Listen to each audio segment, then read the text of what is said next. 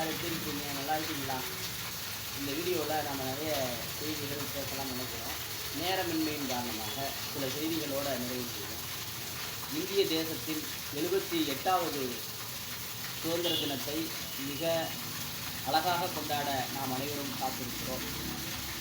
சரியாக 78 ஆண்டுகளுக்கு முன்பாக மிக நேர்த்தியாக இந்திய மண்ணை காப்பதற்காக போராடி உயிர் தியாகம் செய்து பொருள் தியாகம் செய்து மாபெரும் வெற்றியை நம்முடைய முன்னோர்கள் நமக்காக பெற்றுத் தந்திருக்கிறார்கள். அனைவருக்கும் இந்த சுதந்திர தின நல்வாழ்த்துக்களை இந்த நல்ல நேரத்தில் பகிர்ந்து கொள்கிறேன். கூடுதலாக ஒரு செய்தி,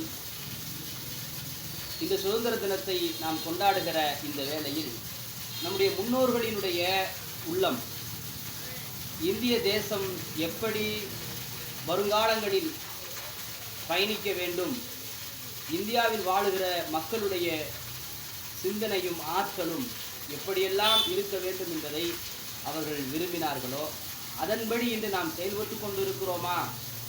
நம்முடைய நாடு அந்த திசையை நோக்கி பயணித்து கொண்டிருக்கிறதா என்பதை மீளாய்வு செய்கிற ஒரு சரியான தருணத்தில் நாம் இருக்கிறோம். நம்மை சுற்றி வாழக்கூடியவர்கள், நாம் சந்திக்கக்கூடியவர்கள், நம்மோடு தொடர்பில் இருப்பவர்கள் எல்லோரிடத்திலும் இந்த செய்தியை நாம் பேச வேண்டிய, பகிர வேண்டிய தேவை இருக்கிறது. நம்முடைய முன்னோர்கள் எந்த நோக்கத்திற்காக இந்த நாட்டை சுதந்திரத்தை நோக்கி அழைத்து சென்றார்களோ, வெள்ளையர்களை எதிர்த்து அந்நிய சிந்தனையுடைய அந்நிய சக்திகளை எதிர்த்து களமாடினார்களோ, அந்த சிந்தனைக்கு வலு சேர்க்கின்ற வகையில் நம்மளுடைய ஒவ்வொரு இந்திய குடிமகனும் தன்னுடைய செயல்களை அமைத்துக் கொள்ள வேண்டிய தேவை இருக்கிறது.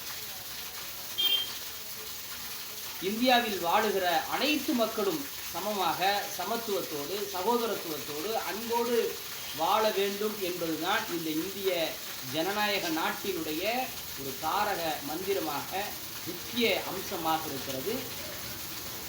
ஆனால் இந்தியாவில் நடந்து கொண்டிருக்கின்ற பல நிகழ்வுகள் நமக்கு கசப்பாக இருக்கலாம். கூட திருமாவளவன் அவர்கள் தமிழகத்தில் வளர்ந்து வருகிற ஒரு அரசியல் பேரியக்கத்தினுடைய தலைவராக உண்மையிலேயே பாராட்டுதலுக்குரிய பிற்படுத்தப்பட்ட மக்களினுடைய அழுத்தமான குரலை, வலியை, வேதனையை வெளிப்படுத்துகிற ஒரு தலைவராக இருக்கிறார். இந்திய அளவிலும் கவனத்தை ஈர்க்கிற ஒரு சொல்லாடலை பேசுகிற, கருத்தியல் அரசியலை செய்கிற ஒரு நல்ல ஒரு தலைவராக இருப்பதை நாம் பார்க்க முடியும். அவர் இன்று ஒரு செய்தி வெளிப்படுத்தி இருக்கிறார். தமிழகத்தில் ஒருபோதும் பிற்படுத்தப்பட்ட சமூகத்தில் இருந்து ஒருவர் முதல்வராக ஆகிவிட முடியுமா? ஆகிவிடவே முடியாது என்கின்ற ஒரு விரக்தியான ஒரு வார்த்தையை அவர் பயன்படுத்தி இருப்பதை நாம் பார்க்க முடியும். அன்பானவர்களே, நம்முடைய முன்னோர்கள் இதற்காக சுதந்திரத்தை பெற்றுத்தரவில்லை. நம்முடைய முன்னோர்கள் எதற்காக சுதந்திரத்தை பெற்றுத் தந்தார்கள் என்றால், இந்தியாவில் வாழுகிற ஒவ்வொரு குடிமகனும் இந்த நாட்டை ஆள்வதற்கு தகுதி உடையது. அரசியல் அதிகாரத்தை சில குறிப்பிட்ட சாரார் மட்டும்தான் அனுபவிக்க வேண்டும் என்று நினைக்கிறார்கள் என்றால், நான் இந்த மக்களை ஆளுவேன் என்று துடிக்கிறார்கள் என்றால், அவர்களை இந்த நாட்டில் இருந்து அல்லது இந்த அதிகாரத்தில் இருந்து புறந்தள்ள செய்து எல்லோரும் அதிகாரத்தை அனுபவிக்கிற ஒரு சூழலை உருவாக்க வேண்டிய தேவையும் பொறுப்பும் ஒவ்வொரு இந்திய குடிமகனுக்கும் இந்த நல்ல நாளில் இருக்கிறது. நான் பின்பற்றி கொண்டிருக்கின்ற இஸ்லாமிய மார்க்கத்தை குறித்து கண்டிப்பாக இந்த இடத்துல உங்களிடத்தில் சொல்ல வேண்டும். 1400 ஆண்டுகளுக்கு முன்பாக முகம்மது நபி மக்கா நகரில் தன்னுடைய சிந்தனையை, அல்லாஹ் இறைவனுடைய அந்த அழகான அந்த நீதி, சமத்துவம், சகோதரத்துவத்தை ஸல்லல்லாஹு அலைஹி வஸல்லம் அவர்கள் பிரகடனப்படுத்திய அந்த நேரத்தில் அந்த மக்கள், குறை தலைவர்கள் எல்லோரும் ஒரு விதமான ஆதிக்க சிந்தனை உடையவர்களாக, பல அதிகாரத்தை அனுபவிக்க வேண்டும் என்கின்ற வெறியில் இருந்த பலரையும் நாம் பார்க்கணும். தான் தான் அனுபவிக்க வேண்டும், தான் தான் அந்த இடத்துக்கு வர வேண்டும் என்ற நிலை இருந்தது. அதையெல்லாம் சுக்கு நூறாக உடைத்து ஒரு கருப்பின இனத்தில் இருந்து பிலால் என்கின்ற ஒரு நபர், பார்ப்பதற்கு பறைத்த தலையோடு, கருத்த உடலோடு, வெடித்த உதடுகளோடு, மனிதனாகவே மதிக்கப்படாத ஒரு நிலையில் இருந்த ஒருவரை இஸ்லாமிய மார்க்கத்தை ஏற்றுக்கொண்ட பின்னர் முஹம்மது நபி ஸல்லல்லாஹு அலைஹி வஸல்லம் அவர்கள் பேசிய அவர்கள் சொன்ன அந்த கருத்தியலை ஏற்றுக்கொண்ட பின்னால் சமத்துவத்தை சகோதரத்துவத்தை நிலைநாட்டிய பின்னால்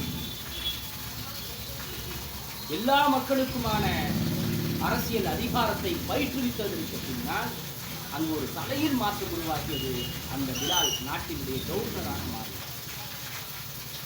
ரலியல்லாஹு அவர்களை போன்று பல ஹப்பா போன்ற அம்மா பலரும் அதுபோன்ற பிற்படுத்தப்பட்ட மக்களாக இருந்த பலரும் நாட்டினுடைய அதிகார மையத்திற்கு வந்தார்கள் என்றால் அதற்கு காரணம் எல்லோரும் சமம் என்கின்ற, எல்லோரும் சகோதரத்துவம் என்கின்ற, எல்லோரையும் மதிக்கிற, மனிதர்களை மதிக்கிற அந்த பண்பியலை முஹம்மது நபி ஸல்லல்லாஹு அலைஹி வஸல்லம் அவர்கள் கற்றுக் கொடுத்தார்கள். நாம் அந்த பண்பியலை தேடி படிக்க வேண்டிய, தெரிந்து கொள்ள வேண்டிய தேவை இருக்கிறது. இன்று திருமாவளவன் அண்ணன் அவர்கள் பேசியிருக்கக்கூடிய இந்த வெற்றியான வார்த்தையிலிருந்து அவர்கள் வெளிவர வேண்டும். எல்லா மக்களும் தகுதியுடையவர்கள் நாட்டினுடைய அதிகாரத்தில் அனுபவிக்க வேண்டும். பிற்படுத்தப்பட்ட மக்களும் எல்லா விதமான நீதியையும் சமத்துவத்தையும் பெற வேண்டும் என்பதுதான் என்னுடைய அன்பான ஆசையாக இருக்கிறது. இந்த நல்ல நாளில் இந்த செய்தியை உங்களிடத்தில் பகிர்ந்து கொள்கிற மிக்க மகிழ்ச்சி அடைகிறேன். அஸ்ஸலாமு அலைக்கும் வரஹ்மத்துல்லாஹி வபரகாத்துஹு.